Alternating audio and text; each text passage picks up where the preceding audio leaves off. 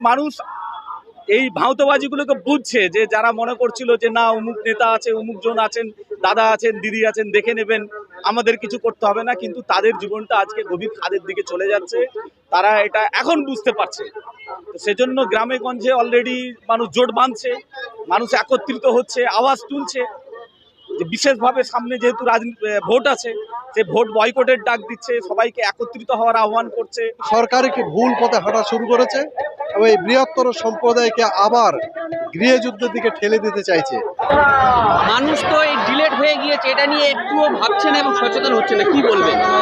দেখুন, সচেতন তো অবশ্যই হতে হবে। আসলে সচেতন যাতে না হয় তার জন্য তো বহু রকমের পরিকল্পনা করা হয়েছে। একটা শ্রেণীর মানুষ উদ্দেশ্য প্রণোদিতভাবেই সাধারণ মানুষদেরকে বিভ্রান্ত করছে যে এসব করে কিছু লাভ নাই, কিছু এ করে লাভ নাই, আমরা আছি, হয়ে যাবে, আমি আছি, দেখে নেবো, নানা রকমের সবাই জানেন। তো যার জন্য সাধারণ মানুষের মধ্যে যে আন্দোলন দানা বাঁধার কথা ছিল সেইভাবে এখনো সচেতনতা আসছে না। তবে একটা পরিবর্তন ঘটছে। গত কালকে একটা খবর পেলাম যে শামশেরগঞ্জে প্রায় 10,400 জনের নাম ডিলিট হয়েছে একটা বিধানসভাতে। তার মধ্যে কয়েকটা বুথ এমন আছে যেখানে 100% ডিলিটেড, অ্যাডজুডিকেশনের 100% ডিলিটেড। তো ফলে মানুষ এই ভাঁওতাবাজিগুলোকে বুঝছে যে যারা মনে করছিল যে না অমুক নেতা আছে, অমুক জন আছেন, দাদা আছেন, দিদি আছেন, দেখে নেবেন, আমাদের কিছু করতে হবে না, কিন্তু তাদের জীবনটা আজকে গভীর খাদের দিকে চলে যাচ্ছে। তারা এটা এখন বুঝতে পারছে। তো সেজন্য গ্রামে গঞ্জে অলরেডি মানুষ জোট বাঁধছে, মানুষ একত্রিত হচ্ছে, আওয়াজ তুলছে যে বিশেষভাবে সামনে যেহেতু ভোট আছে, সে ভোট বয়কটের ডাক দিচ্ছে, সবাইকে একত্রিত হওয়ার আহ্বান করছে যে আগে ভোটারদের সমাধান হোক, তারপরে নির্বাচন যা আছে সেগুলো হবে। সাধারণ মানুষ এখন কথা বলতে শুরু করছে, সাধারণ মানুষ চাপ দিচ্ছে, নেতাদেরকেও চাপ দিচ্ছে যে আপনারা আসবেন না, বয়কট করছেন, প্লাকার্ড টাঙাচ্ছেন, জোটবদ্ধভাবে তারা বাইট দিচ্ছেন। তো এটা একটা সচেতনতা বাড়ছে, একদম বাড়ছে না এটা নয়। তবে যেহেতু একটা উদ্দেশ্য প্রণোদিত কাজ চলছে, সেটাকে অতিক্রম করে সেটাকে আর এগিয়ে আসা একটু কষ্টসাধ্য হচ্ছে আমাদের জন্য, কিন্তু আমরা আশাবাদী যে মানুষ জাগবে। কারণ বাঙালিদের যে বৈশিষ্ট্য, সে বৈশিষ্ট্য তার রক্ত মজ্জাতে আন্দোলন লিপিবদ্ধ। ইতিহাস সাক্ষী যে বাঙালিরাই গোটা দেশকে সবসময় দিশা দেখিয়েছে। স্বাধীনতার আন্দোলনেও তাই হয়েছে। বর্তমান যে সিচুয়েশন হচ্ছে, যত চেষ্টা করুক, অপচেষ্টাকে অতিক্রম করে মানুষ জোটবদ্ধ হবে, আন্দোলন সফল হবে, এটা আমরা আশাবাদী। যাদের নাম ডিলেট হচ্ছে তাদের কি সামনের দিনে খুব ভয়ঙ্কর অবস্থা হতে পারে? আমরা শুধু নয়, বিভিন্ন যারা বিশ্লেষক আছে, গবেষক আছেন, তারা এটা ভীষণভাবে উপলব্ধি করছেন যে এটা একটা আসাম মডেল হতে যাচ্ছে। যে এখন ডিলিট করে দেওয়া হলো, শুধু কয়েকটা ভোটারকে ডিলিট করা, ব্যাপারটা তো এরকম নয়। একটা পরিবারের যদি একজন ডিলিট হয় তাহলে তার ভোটাধিকার থাকলো না। আগামী দিনে যদি এনআরসি হয় বা অন্য কোনোভাবে সরকার যদি চায়, তাহলে সেই ব্যক্তি সহ তার পুরো পরিবারটা ক্ষতিগ্রস্ত হবে। কারণ এটা একটা প্রথম ধাপ, এটা এনআরসির প্রথম ধাপ, এটা হয়ে গেল। তো সেই প্রথম ধাপে যার বাড়ির পরিবারের যদি কারো ভোটার লিস্টে নাম না থাকে, তো স্বাভাবিকভাবে সে দ্বিতীয় ক্ষেপে বা দ্বিতীয় ধাপে তার পুরো পরিবার ক্ষতিগ্রস্ত হয়ে যাবে। তো ভীষণ বড় একটা চক্র, ভীষণ ভয়ঙ্কর পরিস্থিতির দিকে বাংলাকে ঠেলে দেওয়া হয়েছে। অনেকে বলছে যে যাদের নাম ডিলেট হয়ে যাচ্ছে তাদের আগামী দিনে ডিটেনশন ক্যাম্পেও ঢুকিয়ে দিতে পারে। হ্যাঁ, সেরকম মানে আপনি আসাম মডেল যদি দেখেন, আসামে তো এরকমই হয়েছিল। প্রথমে ডিভোটার করে দেওয়া হলো, ডাউটফুল ভোটার করে দেওয়া হলো, দিয়ে গোটা রাজ্যকে অশান্ত করে রাখা হলো, রাজনৈতিক ময়দান গরম করা হলো।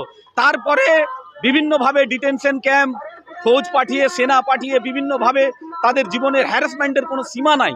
সেরকমই জিনিস হতে যাচ্ছে, সেটাই হবে বাংলাতে।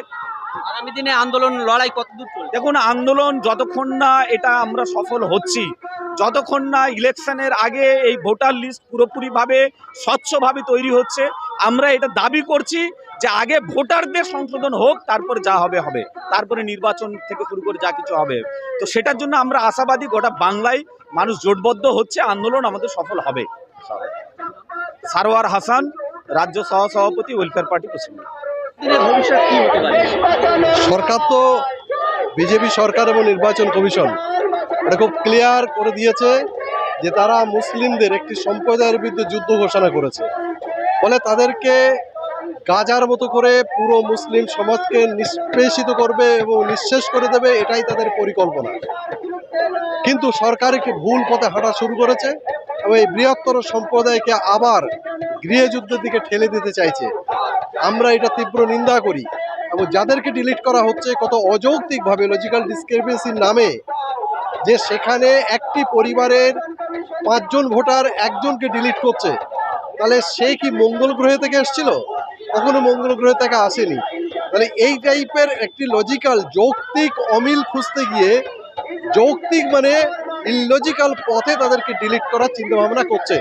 এটা সরাসরি একটি সম্প্রদায়ের বিরুদ্ধে যুদ্ধ ঘোষণা করা এবং আরএসএস এর যে লক্ষ্য উদ্দেশ্য হিন্দুত্ববাদী এবং ব্রাহ্মণ্যবাদী যে চিন্তা ভাবনা, সেই চিন্তা ভাবনা থেকে এরা একটি জাতির বিরুদ্ধে করছে।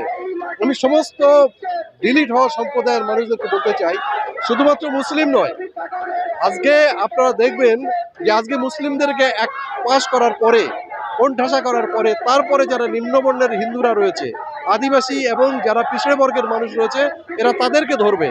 কারণ প্রাচীন ভারতের ইতিহাসে ব্রাহ্মণ্যবাদীদের যে অত্যাচার ছিল, সেই অত্যাচারের দিকেই এরা দেশকে নিতে যাচ্ছে।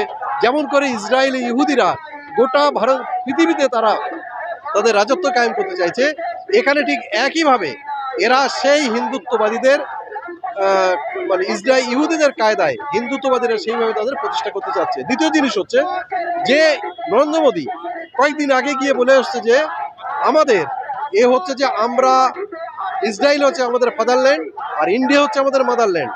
ফলে নরেন্দ্র মোদী এটা প্রমাণ করছে, নেতানিয়াহু তুমি আমার ভাই আর আমিও তোমার ভাই, আমরা ভাই ভাই।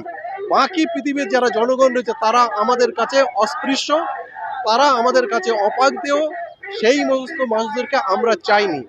এই ধরনের এক নির্লজ্জ চিন্তা ভাবনা থেকে ভারতবর্ষকে তারা গৃহযুদ্ধের দিকে ঠেলে দিতে চাইছে। আমরা চাই সমস্ত ডিলিটদেরকে, অবৈধ ভোটারের নাম করে যেভাবে তাদেরকে ডিলিট করা হয়েছে, তাদেরকে ভোটার করতে হবে। এবং এই জন্যে ওয়েলফেয়ার পার্টি অফ ইন্ডিয়া প্রথম থেকে দাবি করেছে যে আগে ভোটার পরে ভোট। আজকে সমস্ত রাজনৈতিক দলের কাছে আমরা এই দাবি করছি যে আপনারা এখন ভোটের ময়দানের এমএলএ হওয়ার জন্য দৌড়দৌড়ি করছেন, বাকি ডিলিট ভোটারদের কথা তারা চিন্তা করছেন না। আমরা সর্বতভাবে এই মঞ্চ আজকে যেটা ইলেকশন কমিশনে যাব এবং ওয়েলফেয়ার পার্টি শেষ পর্যন্ত তার জন্য লড়বে। অনেকে ডিলেট হয়ে যাচ্ছে, তারা গভীর একটা ভারাক্রান্ত মন নিয়ে পড়ে আছে, অনেকে আত্মহত্যা পর্যন্ত করছে, চিন্তায় খাওয়া দাওয়া উঠে যাচ্ছে যে আগামী দিন ডিটেনশন ক্যাম্পে যেতে হয় কিনা। স্বাভাবিকভাবে যারা টেনশনে ভোগে, যারা নিজেদেরকে এই ধরনের যে হীনমন্যতাতে যারা ভোগে, সেই সমস্ত মানুষরা, দুর্বল চিত্তের মানুষরা, তারা এই টাইপের আত্মহত্যা করবে। এখন হচ্ছে ভারতবর্ষের যে নাগরিকদের মূল দায়িত্বটা কি, যে প্রাপ্তবয়স্ক নাগরিকদের ভোটাধিকার দেয়াটাই হচ্ছে নির্বাচন কমিশনের কাজ।